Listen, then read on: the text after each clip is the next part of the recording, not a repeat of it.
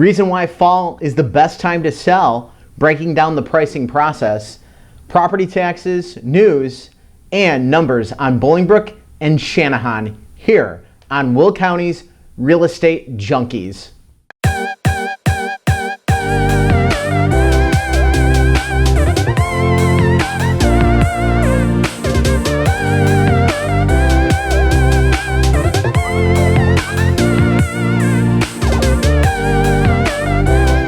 Welcome to today's show. I'm Eddie Rudiger with the Rudiger Group at Baird & Warner, and we got a lot of good information for you today. Starting off with why this fall is a great time to sell. And there's a lot of reasons to sell your house, but going into this fall particularly, it's a great time to sell. First off, we have a very strong demand. So the buyer traffic report from the National Association of Realtors is showing that the traffic on these properties still at a high demand, and there is still a lack of inventory in the market. So if you have a high demand, we're seeing, of course, multiple offers throughout the country. Even locally, we're getting into multiple offer bids again, which seem to die off this spring. With these low interest rates on top of it, it's going to cause you to be able to get more money for your house. Of course, there's less competition. You don't have to worry about losing a buyer to another property right now because the competition is low due to the inventory being at its current levels. Another reason to look to sell is that the process is quicker. So the fast process is due to the competition level. You've got buyers out there that have to be fully qualified and have to be ready to know exactly what they can afford and where they can go in this current market. Right now, the Origination Insights report from Ellie Mae's last reporting moment showed that closing a loan is 43 days for them. So that's a lot faster. At one time, that number was as high as 55. So also, if you're moving up in a property, you're looking to step up, now is the perfect time. Premium and luxury homes are having ample inventory, and you're seeing many price reductions in the higher end market. So if you're looking to step up, not only can you take advantage of a high priced return on your own property, low interest rates, but you also can get a good deal on your buy if you're stepping into a luxury market.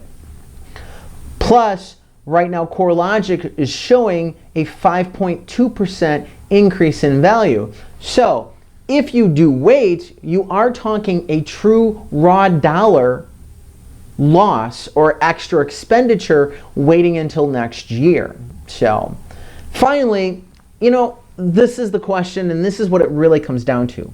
You personally, what have you been waiting for? What are you waiting for? If it's for money, now's probably one of the best times. You can always get more money down the road. There's no argument to that. But the question is that increase in dollar really what you're looking for? Or is there something in life, whether it's family, friends, job, transfers, whatever the case may be, you have to make those personal decisions. And this fall is a great time and a great moment if you are looking to do that, to take that step and take that next jump, but only you personally know that answer. On to the news.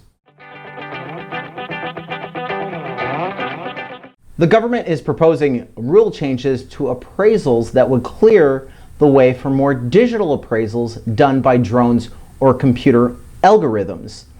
Letters to the Wall Street Journal say that the changes would save the buyers money and speed up the process. But advocates for consumer groups and appraisers feel that it would introduce risks into the home loan process. First-time buyers are changing, according to research at the Harvard Joint Center for Housing Studies. Over the past 20 years, there has been a significant shift from a married household to a never married household among first-time homebuyers. In the past, the report discussed that life changes such as marriage and children promoted the buying process, but the current buyer is starting to no longer fit that profile. The typical home in America continues to get a little bit smaller according to the Census Bureau. The National Association of Home Builders found that the average square foot of a home for new single-family homes is now 2,465 square feet, down from 2,567 square feet at the start of the year, now according to NAHP.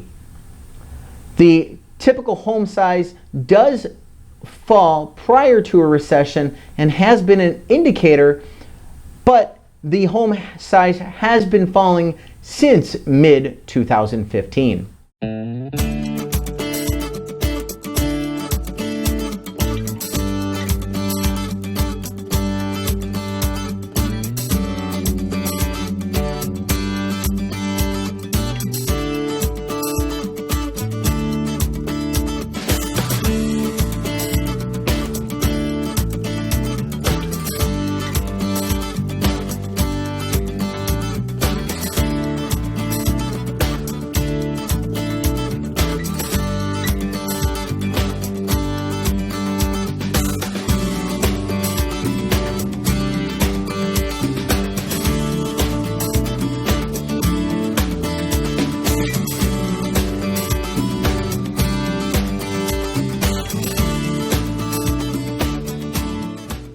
So we're looking at the pricing process of selling. We're going to try to start breaking down processes both on the buying side and the selling side and take them in small bites over the next coming weeks. And this, I want to look at the pricing process to give you a better understanding. So first we have to look at price versus worth.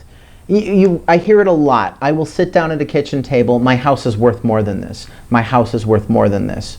Well, the fact is your house is only worth what someone is willing to pay. It's just a fact. If someone's willing to pay that, then guess what? The house is worth that. If they're not willing to pay that, then it's not worth that. So, and with the pricing process, you would set the price by the seller. So the seller determines, what the price is going to be, obviously with the help of the realtor. But the worth and the value of the house is determined by the buyer on whether they're willing to pay that price or not. And that's when the negotiation comes into play. One of the key things I like to look at with my sellers when we're going over a property and their property and a price is the rule of substitution, okay? So the rule of substitution is, can I buy a similar house almost exactly like yours, maybe with some small improvements to make it exactly like yours? And will I get that price of that home for less than yours? All right, so can I buy it somewhere else basically cheaper is what it really is the rule of substitution.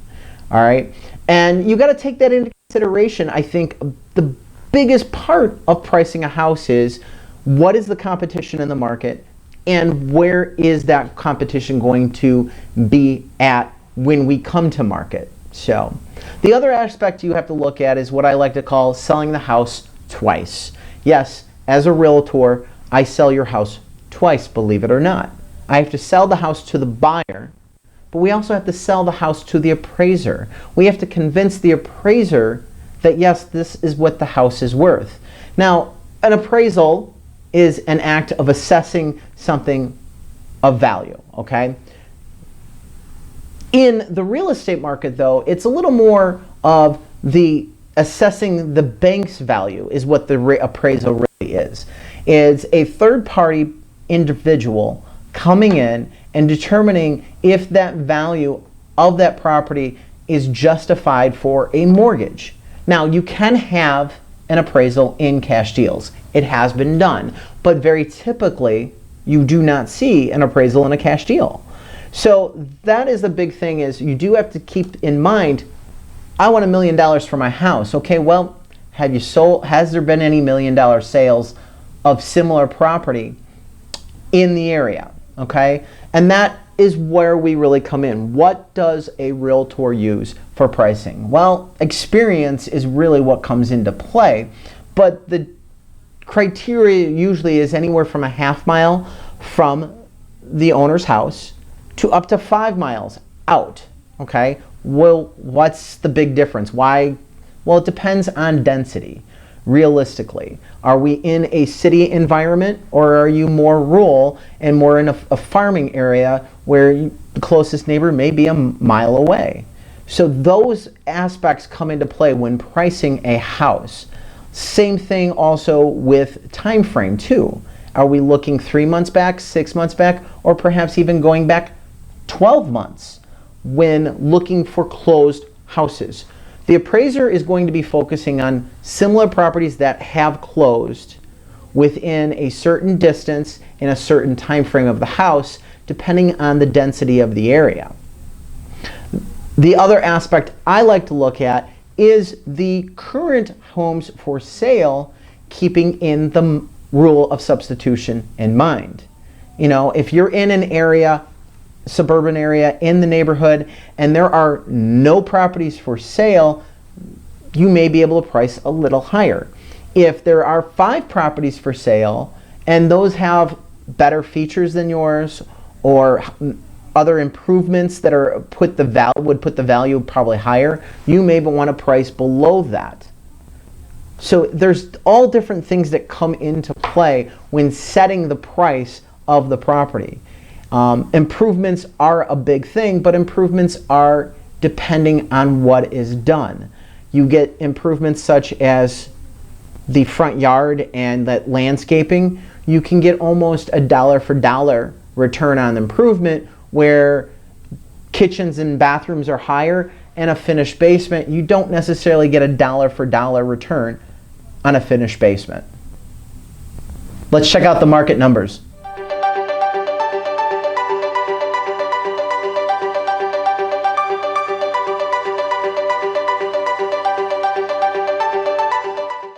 All right, we're going to check out Bolingbrook, starting off with the average sales price is $236,955. That is up 3.2% so far this year, and these numbers are as of August. We got August numbers in at this point.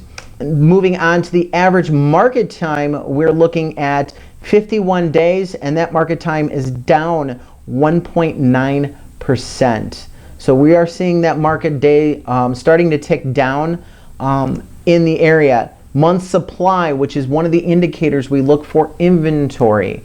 Anything under 4 or 5 months is considered a seller's market and considered to be, you know, a shortage of housing. And that's where we're at right now. It has ticked up 4.3%, holding at 2.4 months in Bolingbrook. So I think that comes into play to the inventory shortage, but it also comes into play to the fact that, keep in mind, what we're seeing from the current set of buyers is they want move-in ready. If there are repairs that need to be done, we need to make those repairs prior to going to the market, or you could be sitting on the market, and market time usually dictates a lower selling price. So, average price per square foot in Bolingbrook is $125 per square foot, and that is up 2.5% for the year so far. Moving on to Channahon, the average sales price in Channahon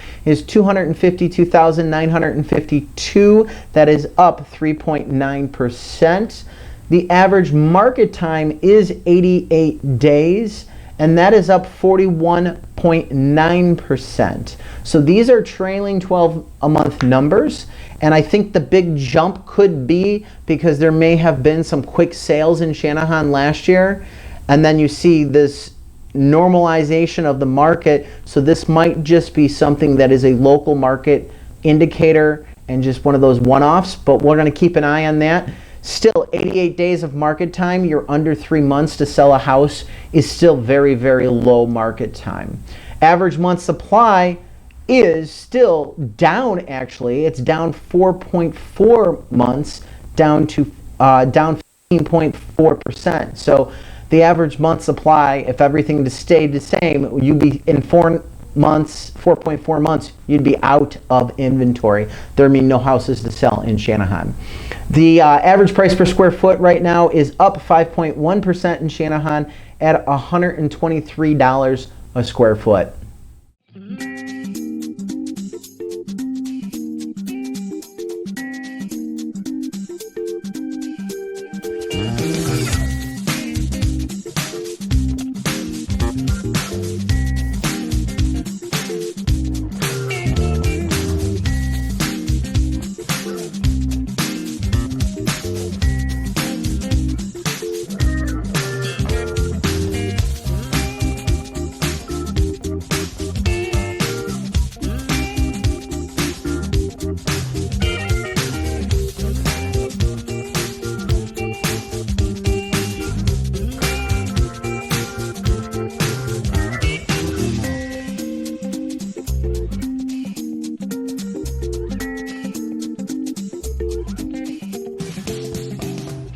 So our last segment of the day, I wanted to talk about property taxes versus the percentage of the median home value. So there was this interesting chart that came out and information that came out from taxrates.org, because Illinois is seen as a very high property tax state. We're very, very high, and we are on the higher end.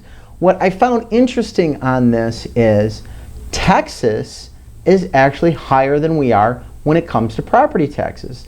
Texas, when you're looking at a percentage of the means home value, is at 1.81%. Illinois is at 1.73%.